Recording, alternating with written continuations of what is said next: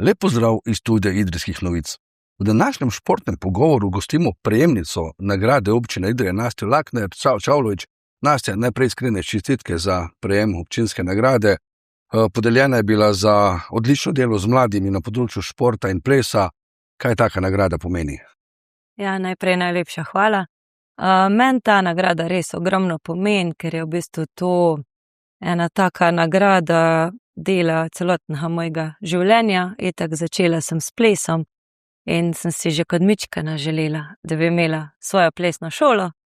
In od zmeri me je zelo, zelo zanimalo delo z otroci.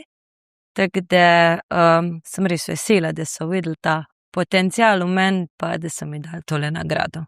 Ampak pot od tega, od sanj pa do tega, da imaš svojo plesno šolo, ni bila tako kratka, to je dolga pot. Tudi sama si bila plesalka. Ja, v bistvu plešem že od 5 leta starosti. Najprej sem plesala tle v Idriji, ko je bila še Sklavonika, ki se je verjetno marsikater še spomne. Pol sem pa v bistvu trenirala v Novi Gorici, ker tega plesa, kar sem jaz plesala in tekmovala, pri nas ni bilo. In tam sem v bistvu nadaljevala svojo tekmovalno pot in trenersko pot sem pa tudi začela že v Idriji, pa nadaljevala spet v Gorici in na koncu sem pristala sem v domači Idriji. Si na kakšen svoj nastop, na kakšen dosežek še posebej ponosna govorijo glede tvojega tekmovalnega dela? Ja, v bistvu bila sem večkratna državna prvakinja v cheer hip-hop parih. Potem sem bila članica reprezentance leta 2011 in 2017, kjer smo v bistvu v Ameriko šli zastopati Slovenijo. In še leta 2017 sva z takratno soplesalko Nino osvojili naslov evropskih podprvakinj v cheer hip-hop parih. Skratka, res izjemni uspehi, za katerimi pa je verjetno ogromno ur vadbe. Ja, za reprezentanco smo kar trenirali čez teden v svojih klubih, za vikende pa po 6-7 ur v Ljubljani. Tako da v bistvu tisto leto nismo bili kaj prav dosti doma, ampak smo takrat naredili tudi najboljši rezultat za Slovenijo, pa smo bile 4. v performance cheer plesu. Bomo v bistvu tale Sofi.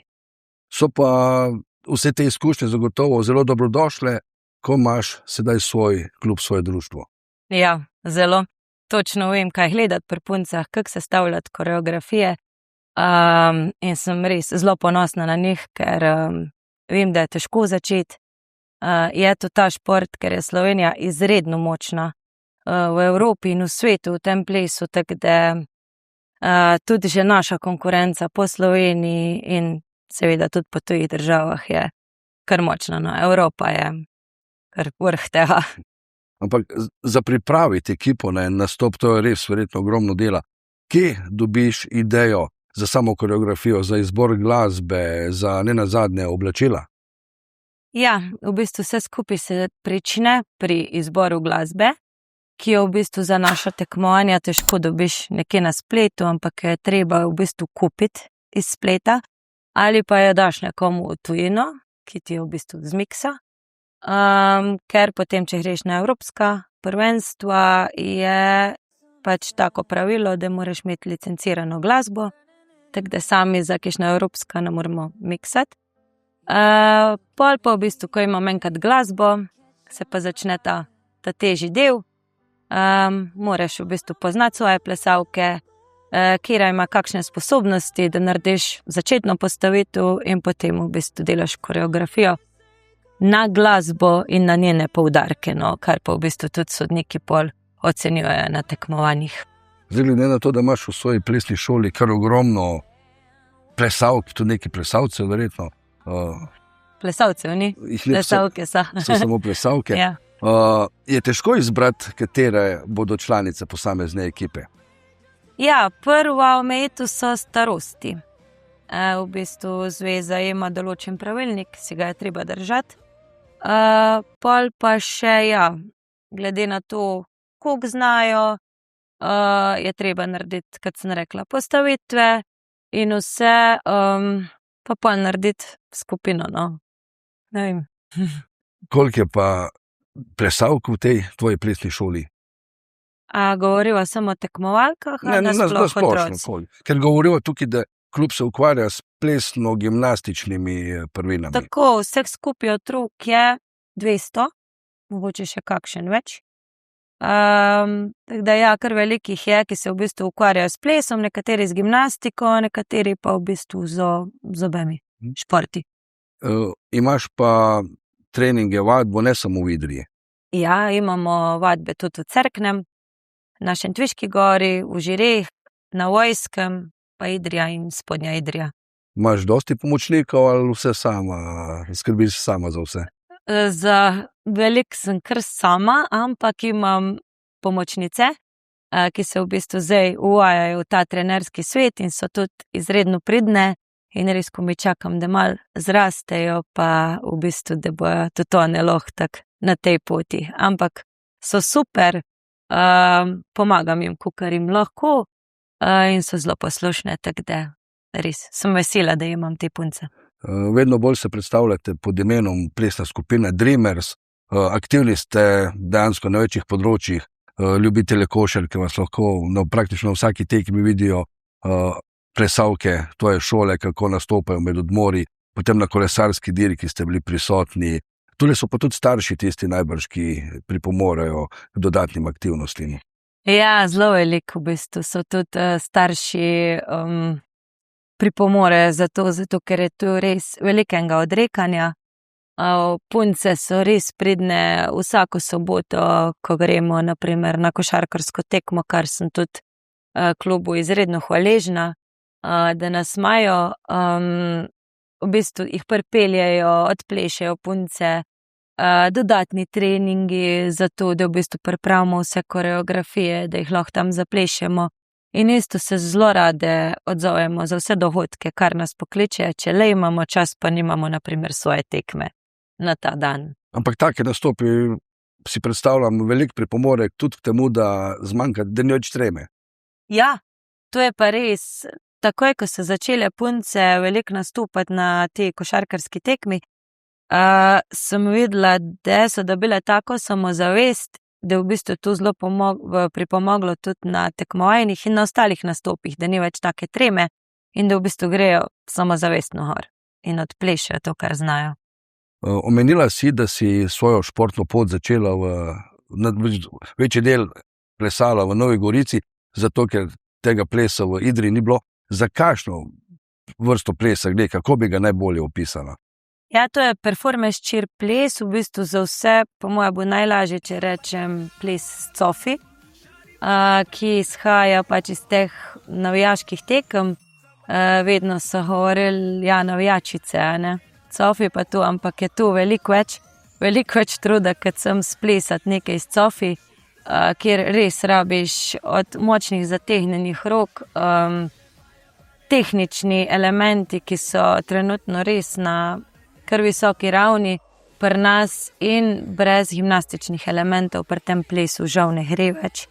Tako da zdaj so od koles brez rok, premetov in vse, kar je pač potrebno vključevati v koreografije. Dejansko pri teh cheerleaderkah pogosto vidimo tudi ogromno akrobatskih vložkov.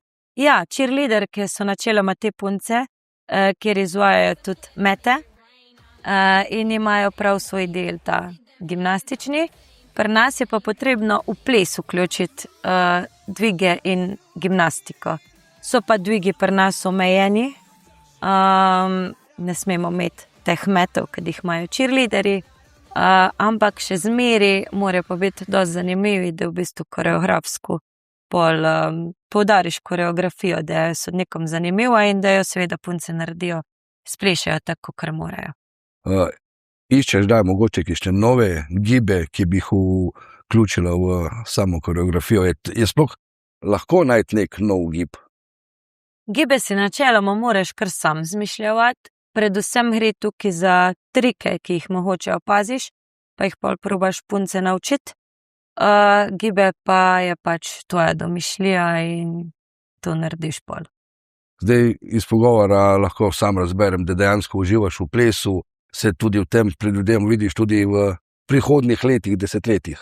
Ja, zdaj sem res vesela, ker smo pač tudi šle na to tekmovalno pot, ker moj cilj je zmeraj bil, da bi imela tudi svoje tekmovalke. Ker, kot sem rekla, v Gorici sem jih imela, nas je bilo več, zdaj pa to prav moja plesna šola in ja, imam planjati to še naprej. Po nekaterih športih v naši občini govorijo, da ko otroci zaključijo z osnovno šolo, pa potem grejo na šolanje, mogoče tudi v druge kraje, da je opazen upad potem teh, ko hodijo na treninge. Isto velja za plesalce. V bistvu tukaj trenutno imamo kar veliko osnovnošolk, imamo pa tudi zdaj 4 srednje šole, ki bojo vse nadaljevale. In mislim, da v bistvu, če si želijo, se vse da skombinirati, sem, da imajo one željo pa voljo in se da vseeno trenirati naprej. Ker treningi najbrž niso samo to, ko se dobite v dvorani pa plešete, najbrž je treba tudi kar nekaj fizičnih priprav, kondicijskih. Ja, v bistvu jaz pravim, ta plesna kondicija je čist druga, kot če greš teč zdaj nekam. Največ je dobiš s preplesavanjem teh koreografij, ker je tu res fizično zelo naporen ples, no. In ja, jih zelo, kako bi rekla, spodbujam k temu, da je gibljivost, moč, tudi doma, kaj pa trenirajo, da v bistvu, ko pridemo tja, da čim več po naše pucamo to koreografijo. No. Zdaj pa predvidevam tudi, da je ekipni duh na visoki ravni. Je. Punce se izredno razumejo med sabo, starši, mislim, kapo jim dol, spremljajo nas na tekmovanjih, bučno navijajo za nas, ko je težko, ko je lepo in to res ogromno pomeni. Želje, cilji za prihodnost, poleg tega, da bi dolgo časa vztrajala, kakšni so tekmovalni cilji, kaj bi si najbolj želela? Najbolj bi si želela, glede na to, da gre letos kar nekaj teh mojih otroška kategorija, ki smo imeli, bomo gledati letos najverjetneje med mladinke, mlajše mladinke, da v bistvu skupina, ki bo sestavljena, oziroma 2 skupini, ki boste sestavljene, da punce dajo vse od sebe. To mi je prvi cilj, da v bistvu vidijo svoj napredek skozi celotno sezono. Še zmeraj ohranjamo tudi otroško, pa pare, ampak jaz jim zmeraj pravim, če boste splesale tak, da boste vi zadovoljne, pa sem tudi jaz zadovoljna. Se pravi, brez napak, z energijo, da ste uživale in je to to. Drugače pa imamo, ja, v bistvu letos 10. leto, tako da bomo imeli prav posebno predstavo ob 10. obletnici, pa tudi prijavili smo se na zvezo, da bi organizirali eno plesno tekmo tudi tukaj v Idriji, tako da čakamo še odziv, ampak če bomo izbrani 8. maja, bomo lahko videli prvič tudi tekmovanje tukaj v Idriji, drugo let. Sicer pa zagotovo se vidimo naslednjo sezono na košarkarskih tekmah. To pa sigurno. Nastja, jaz upam, da bodo tekmovalke pogosto zadovoljne s svojim nastopom, posledično tudi ti, in naj ti ne zmanjka voljo, vztraja in pa srečno na nadaljnji poti. Ja, najlepša hvala. Vam, spoštovani gledalci, pa hvala za ogled tega pogovora in pa vabljeni tudi k ogledu ostalih prispevkov Studia Idrijskih novic.